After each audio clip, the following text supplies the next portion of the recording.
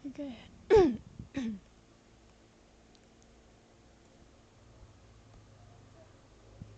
Assalamualaikum warahmatullahi wabarakatuh. Perkenalkan, nama saya Alia Dityaningrum dengan NIM 0889990997. Nah, di video kali ini saya akan menjelaskan untuk pengerjaan soal tugas 3 mata kuliah struktur data. Oke, kita langsung saja ke soal nomor 1. Nah, di nomor 1 ini adalah kita diminta untuk membuat program pencarian menggunakan algoritma DFS dengan ketentuan graf 10 node, yaitu A0 sampai A9. Oke, sebelumnya saya jelaskan terlebih dahulu untuk pengertian DFS itu sendiri.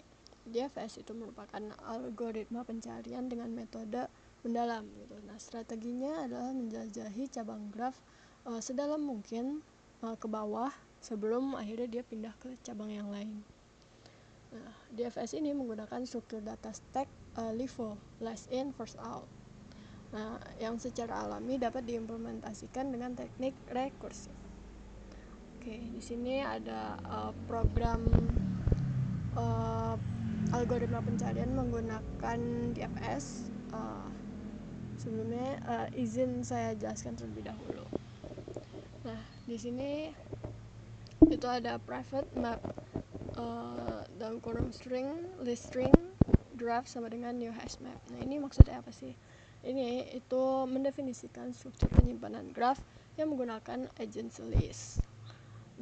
Atau kita sebutnya daftar keterhubungan lah. Nah, di sini kita itu menggunakan hash map. Nah, hash map ini itu merupakan terdiri dari key yang berbentuk string dan juga value yang berbentuk list string. Nah, ini dia untuk menampung daftar semua node tetangga yang terhubung langsung dengannya. Tuh. Lalu selanjutnya ada public void tambah h, string asal, string tujuan. Nah, fungsi ini itu untuk apa sih?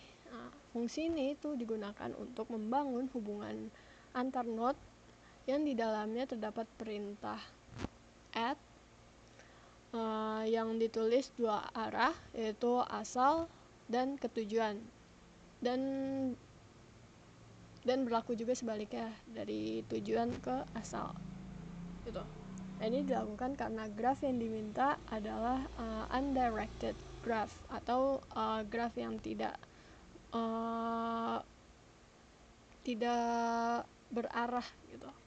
Nah, artinya jika A0 dihubungkan ke A1, maka A1 otomatis terhubung kembali ke A0 gitu.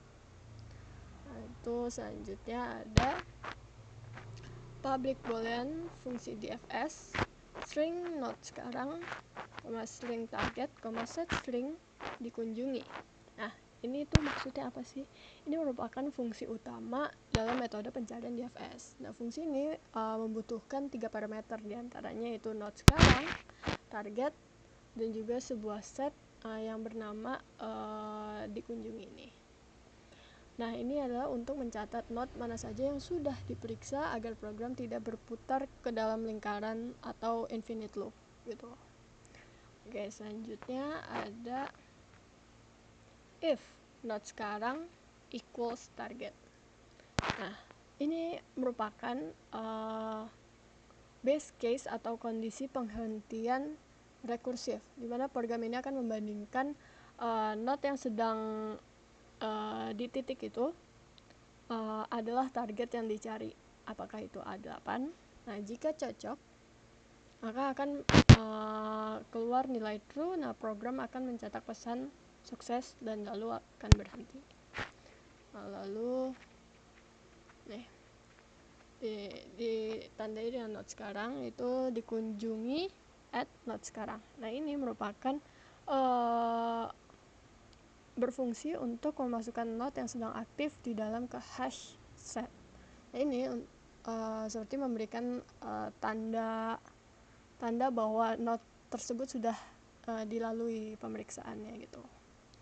Oke, selanjutnya ada list string, tetangga sama dengan graph get or default. Node sekarang new release. Nah, di sini itu merupakan kondisi di mana pengambilan daftar seluruh node tetangga atau anak dari node yang sedang diperiksa. Nah, jika node tersebut kebetulan tidak memiliki tetangga, maka program akan mengembalikan list kosong agar tidak memicu error. Tuh. Lalu ada for string and tetangga. Ini merupakan struktur untuk looping dalam menelusuri satu persatu tetangga yang ada. Gitu. Lalu di bawahnya ada if dikunjungi contains n, itu di mana logika depth first atau mendalam itu terjadi, di mana program akan mengecek apakah tetangga n tersebut belum pernah dikunjungi. Jika belum, program tidak akan berpindah ke tetangga sebelah kanan, melainkan langsung melakukan pemanggilan fungsi secara rekursif. Lalu di dalamnya ada fungsi DFS n, target, dikunjungi. Nah, ini maksudnya untuk memeriksa program untuk langsung menuju ke bawah, menghabiskan seluruh keturunan cabang yang diperdalam terlebih dahulu sebelum dia berpindah ke cabang yang lain. Oke. Nah, ini adalah graf yang sudah kita tentukan. Ini ada A0 dan hingga A9.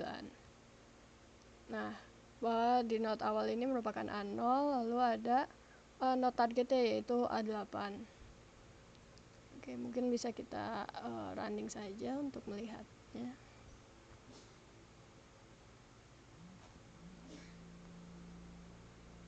Oke.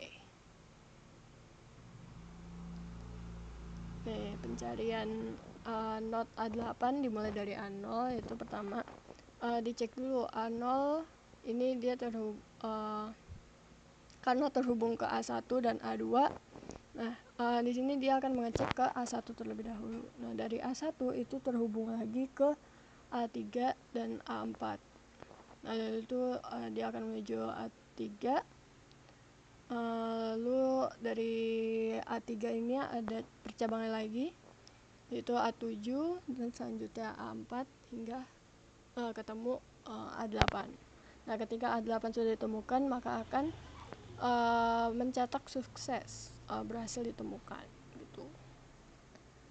Oke, selanjutnya kita ke soal nomor 2, yaitu diminta pemrograman algoritma pencarian BFS atau breadth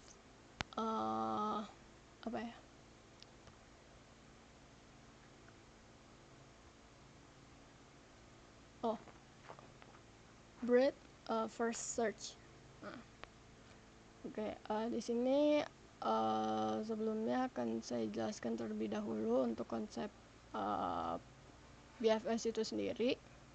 Nah, BFS itu sendiri merupakan algoritma pencarian dengan metode melebar, di mana strateginya adalah memeriksa semua node tetangga pada tingkat atau level yang sama terlebih dahulu sebelum dilakukan pencarian ke tetangga yang di bawahnya atau anaknya gitu. Nah, BFS ini menggunakan struktur queue atau first in first out, di mana itu untuk antrian pencariannya. Oke, di sini sudah ada codingannya untuk algoritma pencarian dengan metode BFS itu sendiri. Nah, di sini akan saya jelaskan untuk codingannya.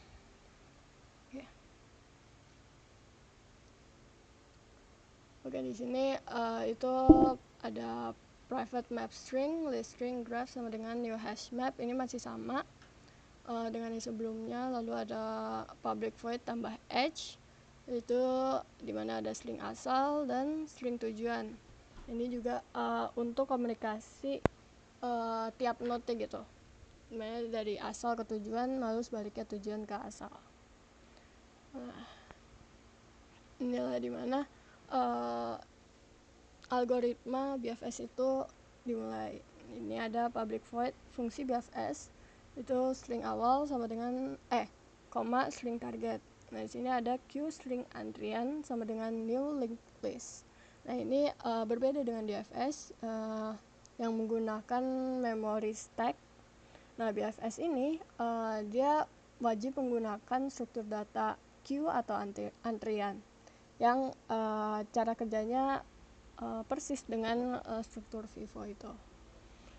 Nah, dimana node yang pertama kali masuk antrian akan menjadi node yang pertama kali keluar untuk diperiksa.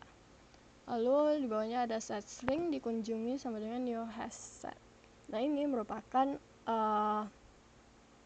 mirip dengan DFS, di mana struktur dataset ini digunakan untuk pengingat digital agar tidak memasukkan node yang sama berulang kali ke dalam antrian pencariannya. Oke, selanjutnya nih ada antrian add node awal, lalu ada juga dikunjungi add node awal. Nah, ini maksudnya adalah tahap awal sebelum masuknya ke perulangan, di mana node akar atau titik mulai pencariannya yaitu A0 dimasukkan ke dalam antrian pertama kali dan langsung ditandai sebagai node yang sudah dikunjungi. Nah, lalu selanjutnya ada ada perulangan while, di mana antrian is empty. Nah, ini program akan terus melakukan perulangan selama antrian itu masih ada node yang mengantri untuk diperiksa. Jika antriannya kosong dan target belum ketemu, maka pencarian itu gagal. Nah, lalu di dalamnya ada string node sekarang sama dengan antrian poll. Nah, fungsi poll di sini adalah itu digunakan untuk mengambil sekaligus menghapus node yang berada di baris paling depan antrian untuk diproses pada variabel node sekarang. Oke, lalu ada if node sekarang equals target. Ini dimana proses evaluasi kondisi itu jika node yang baru saja keluar dari antrian depannya dimana itu cocok dengan targetnya yaitu A8, maka variabel akan ditemukan dan diubah menjadi true dan perintah break akan dieksekusikan untuk menghentikan perulangan secara paksa. Lalu selanjutnya ada list string tetangga sama dengan graph get or default node sekarang new array list. Nah, di dalamnya ini ada full string and tetangga. Nah, ini maksudnya di dalam BFS ini struktur perulangan ini bertujuan untuk membersihkan node yang berada di tingkat level yang sama atau setingkat horizontal atau melebar gitu. Nah, jika tetangga node sekarang ini belum pernah dikunjungi, maka tetangga tersebut dimasukkan ke baris paling belakang antrian. Itu antrian add di sini. Nah, berikut adalah objek grafnya. Ini sama seperti sebelumnya, itu kita buat asal itu A0 hingga tujuannya itu ada A9. Nah, di node awal ini itu kita menentukan node awalnya ini itu di A0 dan targetnya itu di A8. Nah, untuk itu kita bisa lihat hasilnya. Oke. Di sini sudah muncul pencarian A8 dari A0, di mana dimulai dari A0 itu dia memiliki cabang A1 dan A2. Nah, maka akan diperiksa terlebih dahulu A1. Itu dia bukan target, lalu dia akan memasukkan bawahnya A1 yaitu A3 dan A4 sesudah dari A2. Nah, jadi urutan antriannya itu A2, A3, dan A4. Lalu akan memeriksa A2 dan A2 ini bukan target maka akan dibuang dan memasukkan anaknya itu A5 dan A6. Maka urutan antriannya itu A3, A4, A5, A6. Nah, lalu dari sejajaran itu dia akan memeriksa dari A3. A3 ini bukan target. Nah, dia akan memasukkan anaknya dari A3 yaitu A7 ke antriannya. Jadi urutannya A4, A5, A6, A7. Nah, dari A4 ini itu dicek bukan target, itu dia akan dibuang, lalu anakannya itu dimasukkan ke antrian paling belakang. Lalu A5 diperiksa bukan target, maka dimasukkan A9. Nah, A6 bukan target, lalu A7 juga bukan target, hingga akhirnya ketemu dengan A8 target ditemukan, maka programnya akan langsung terhenti gitu. Jadi dia agak lebih menjajar ke samping gitu secara urutannya. Oke, sekian dari saya, kurang lebihnya wassalamualaikum warahmatullahi wabarakatuh.